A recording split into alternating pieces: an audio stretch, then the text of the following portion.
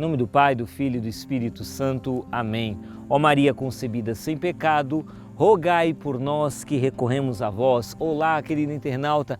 Começando mais um programa Luz da Fé, chegando até você nessa semana que nós estamos envolvidos, né? Podemos dizer assim, pela misericórdia divina, né? Vivemos agora a festa da misericórdia e essa misericórdia ela se espalha, ela se difunde pelo mundo inteiro e atinge nossos corações. Então queremos fazer essa experiência no programa de hoje, fazer experiência com essa misericórdia de Deus que vem ao encontro de nós, pecadores que somos. Mas antes de entrarmos propriamente no conteúdo desse programa, eu quero fazer essa pergunta. Você já sabe até qual é a pergunta, mas eu vou fazer do mesmo jeito. Você está inscrito no nosso canal? Canção Nova Oficial, se você está, muito obrigado. Deus lhe pague, Deus lhe abençoe. Se você não está, o que você está esperando? Inscreva-se no canal do Canção Nova Oficial, deixa o like, o joinha se você gostar do conteúdo desse vídeo, compartilhe para que a palavra de Deus chegue a muitos corações, muitos lares. Também deixa aí nos comentários sua sugestão, seu pedido de oração, queremos interagir com você, tá bom? E clica no sininho para receber notificação de vídeo novo. Tá bom? Contradizendo aqui os meus amigos cinegrafistas, que eles diziam assim, pô Alexandre, você fala que você fica bonito com a camisa é bonita, mas você não pode mentir, falaram brincando, né? Mas eu vou dizer pra você, eu fico bonito mesmo, olha como eu tô bonito com essa camiseta aqui. Eu tô bonito, gente, não é verdade? Você concorda? Mexe a cabeça se você concorda. Olha a camiseta linda, gente, da medalha das duas cruzes na cor azul marinho. Ela pode ser sua, não essa aqui, porque essa aqui é minha, né? Mas você pode adquirir uma igualzinha a essa aqui é tamanho M. Ela pode ser sua, como Alexandre. Tá aparecendo aí no seu vídeo, loja.cancional.com. Depois do vídeo você entra aí no loja.cancional.com, coloca lá, camiseta medalha das duas cruzes. Vai aparecer de muitas cores e vai aparecer essa aqui também na cor azul marinho, que é linda, maravilhosa e que me deixou muito mais bonito do que eu já sou, não é verdade? Você concorda? Então aí. Os cinegrafistas também concordam, estão mexendo aqui, estão falando, mas ficou bonito, pode ser sua, tá bom? Aparecendo aí no vídeo, loja.cancional.com, Deus abençoe você. Bom, vamos prosseguir 1391 do Catecismo da Igreja Católica, 1391 até o 1393. Nós vamos refletir agora uma série de programas sobre os frutos da comunhão, isso mesmo, porque a comunhão, nos programas anteriores nós estamos refletindo sobre a importância da comunhão e de não comungarmos de qualquer jeito, com relaxamento ou com não estarmos vestidos adequadamente. Lembra disso? Bom, agora nós vamos refletir sobre essa comunhão que dá frutos. E quais são os frutos da comunhão? O Catecismo da Igreja Católica nos explica. O primeiro fruto é esse, está no 1391, que diz: a comunhão ela aumenta a nossa união com Cristo. Receber a Eucaristia na comunhão traz como fruto principal a união íntima com Cristo Jesus. Então, esse é o primeiro fruto. Nós nos unimos com o nosso Senhor Jesus Cristo e a comunhão, ela, podemos dizer, ela aumenta, ela potencializa essa união com Deus, né? Estamos recebendo o corpo e sangue do Senhor. Também um segundo fruto que vai... E interessante isso, porque quando o Catecismo vai explicar sobre essa nossa união com Cristo, vai dizer exatamente isso, que aqui no 1392 vai dizer: o que o alimento material produz em nossa vida corporal, a comunhão o realiza de maneira admirável em nossa vida espiritual. A comunhão da carne de Cristo ressuscitado, vivificado pelo Espírito e vivificante, ela conserva, aumenta e renova a vida da graça recebida no batismo. Então veja, nós recebemos o corpo do Senhor, o Senhor que está vivo, ressuscitado, né? Estamos no tempo pascal. Então veja, nesse tempo pascal é importante a gente entender isso, que o corpo de Cristo que nós recebemos, o Catecismo diz aqui, é a comunhão da carne de Cristo ressuscitado, vivificado pelo Espírito e vivificante, aquele que dá vida e vida em plenitude. E vai dizer um segundo fruto, aqui no 1393, da comunhão. O segundo fruto da comunhão é esse: a comunhão, ela separa-nos do pecado.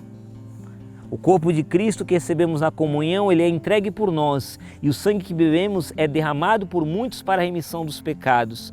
Por isso a Eucaristia não pode unir-nos a Cristo sem purificar-nos ao mesmo tempo dos pecados cometidos e sem preservar-nos dos pecados futuros. Então veja, ela nos separa do pecado, ela nos dá força, ela como alimento, ela alimenta a nossa alma nessa busca pela santidade, que é o oposto do pecado, né? Querer viver uma vida santa é exatamente o oposto de querer viver uma vida no pecado.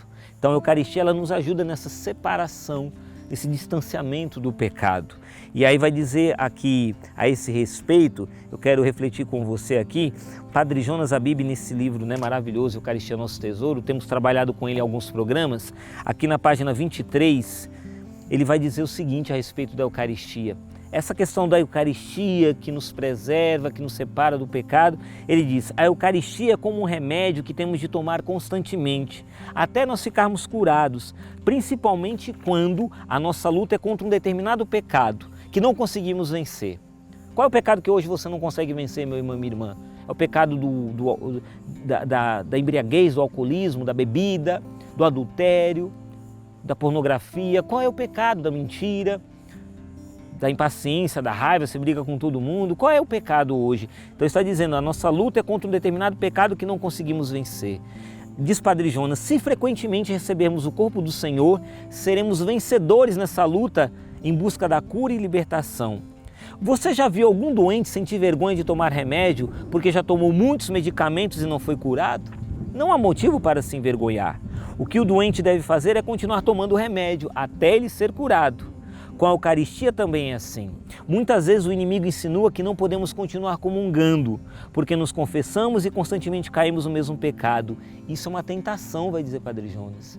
Veja, então você diz assim, poxa vida, me confessei, caí no mesmo pecado, não sou digno de receber o Senhor, não vou mais comungar. Porque eu comungo, eu me confesso e continuo caindo no mesmo pecado, eu sou fraco mesmo, pecador, sou miserável, não vou mais comungar. Ele fala, isso é uma tentação. Ele sabe que o remédio é a Eucaristia. Isso não significa que você pode comungar em pecado, não. Lembra do programa anterior que nós dizemos a respeito do pecado grave, que você precisa primeiro se confessar para depois poder comungar, então? Mas você se confessa para receber o Senhor e você comunga, vai dizer Padre Jonas, para vencer o pecado. Então você se confessa para poder comungar e você comunga para vencer esse pecado com o qual você tem lutado. Muitas pessoas dizem, já confessei muitas vezes o mesmo pecado, não quero ser sem vergonha e ficar confessando isso sempre. Não diga isso, não é vergonhoso tratar de sua ferida até que ela esteja curada por completo. Isso é artimanha do tentador. Quando estamos em tratamento médico, enquanto não somos curados, voltamos várias vezes ao consultório. Podemos mudar de médico, mas continuamos tomando remédio até nos curarmos completamente. Com o pecado, que é a doença da alma, precisamos agir também assim, confessar quantas vezes forem necessárias e comungar frequentemente, porque a cura do pecado é mais difícil do que a cura das doenças físicas. É, meu irmão. Veja o que diz o Padre Jonas, a cura do pecado é mais difícil do que a cura das doenças físicas. Então não é de qualquer jeito que a gente vai se curar desse pecado, não. É confessando constantemente e comungando frequentemente. Tá aí a dica, confissão e comunhão, comunhão e confissão. Pequei, busco um sacerdote, faço uma boa confissão. Me confessei, estou em estado de graça, comungo. E comungo hoje, comungo amanhã, comungo depois de amanhã, vou comungando frequentemente para ter essa força, para me separar do pecado, como ensina aqui o Catecismo da Igreja Católica. Também, a respeito disso, da nossa miséria, da nossa fraqueza, ouça o que diz a imitação de Cristo. No capítulo 7 do livro 4, da imitação de Cristo, no capítulo 7, vai falar sobre essa questão da comunhão, da importância da Eucaristia, né, em nossas vidas. E vai dizer assim, olha só o número 2 aqui do capítulo 7, diz assim, aflige-te e geme, por seres ainda tão carnal e mundano, tão pouco mortificado nas paixões, tão cheio de movimentos de concupiscência, tão pouco recatado nos sentidos exteriores, tão emaranhado em muitas vãs ilusões, tão inclinado às coisas exteriores, tão descurado das interiores, tão dado ao riso e à dissipação, tão duro para as lágrimas e a compunção, tão pronto para os regalos e cômodos da carne, tão indolente para as austeridades e o fervor, tão curioso por ouvir novidades e ver coisas bonitas, tão remisso em abraçar as humildes e desprezadas, tão cobiçoso de possuir muito, tão parco em dar, tão tenaz em guardar, tão indiscreto no falar, tão insofrido no calar, tão desregrado nos costumes, tão precipitado nas orações, tão sôfrego no comer, tão surdo à palavra de Deus, tão ligeiro para o descanso,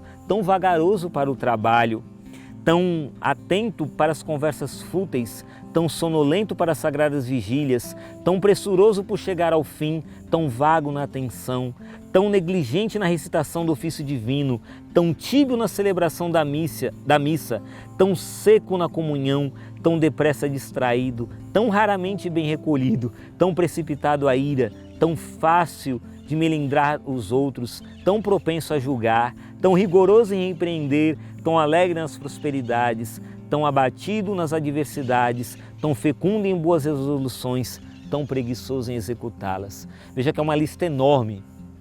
E o autor aqui da Imitação de Cristo vai dizendo tão isso, tão aquilo, tão. Quando eu li isso, eu me encaixei em várias delas, né? Você com certeza também. Sempre tem um aqui que a gente se encaixa. Existe uma lista de pecados que a gente precisa lutar contra eles. A esse respeito, o apóstolo Paulo também vai dizer lá na primeira carta aos Coríntios, no capítulo 6, a partir do versículo 9, ele diz o seguinte: porventura ignorais que os injustos não terão parte no reino de Deus? Não vos iludais, Olha a lista: os libertinos, os idólatras, os adúlteros, efeminados, sodomitas, ladrões, gananciosos, beberrões, maldizentes, estelionatários. Ninguém desses terá parte no reino de Deus. Veja, a lista é enorme. Ele fala, esses que estão na lista não vão herdar o reino de Deus, não vão ter parte no reino de Deus. E aí vem o mais importante, ele diz, e alguns de vós éreis isso. A gente era isso, antes de conhecer o Senhor, mas fostes lavados, fostes santificados, fostes justificados pelo nome do Senhor Jesus Cristo e pelo Espírito de nosso Deus. É a misericórdia de Deus, essa misericórdia que nos envolve, que nos atingiu um dia e mudou nossas vidas. A gente era tudo isso. Esse tão que fala aqui, a imitação de Cristo, sou eu, é você. Temos nossos pecados, temos nossas misérias, mas o Senhor vem em nosso auxílio para nos livrar de todo o pecado. Quero terminar o Luz da Fé contando essa historinha de um monge que ele estava sentado ali, era um monge já velhinho, muito sábio, ele estava ali no jardim do mosteiro, quando se aproximou um jovem monge e viu ele ali silencioso e perguntou ali para o monge mais velhinho, perguntou, o que o senhor está refletindo? Ele dizia, meu querido irmão, ele dizia, eu estou refletindo sobre a luta que eu vivo dentro de mim. Porque dentro de mim existem dois cães ferozes, ele dizia. Dentro de mim existe um conflito, há uma luta, esse monge dizia, dentro de mim. Eu estou refletindo sobre isso. Um dos cães ferozes ele é muito bom, muito justo. Esse é um cão feroz. Mas o outro cão feroz é um cão mau, bravo demais e é muito ruim esse cão. Os dois ficam lutando dentro de mim. Os dois cães ferozes, o bom e o mau. E aquele monge mais jovem, meio sem entender, perguntou, mas qual dos dois cães vence então na sua alma? E aquele monge, muito sábio, disse para ele, aquele ao qual eu der mais alimento. O que eu alimentar mais é o que vai vencer. Dentro de mim e de você há um homem velho, há uma mulher velha, há um homem novo, há uma mulher nova. Há um homem novo, uma mulher velha, há um homem novo, um homem velho, há uma mulher velha, uma mulher nova, dentro de cada um de nós. Dentro de mim há um Alexandre novo, um Alexandre velho. Qual que vence? Aquele que eu alimentar mais. É por isso que a gente comunga, para alimentar dentro de nós o Filho de Deus, o homem de Deus, aquele que quer se manter bom e fazendo a vontade de Deus. Comungue, porque a comunhão nos separa do pecado. Deus abençoe você. Até o próximo programa, se Deus quiser. Forte abraço.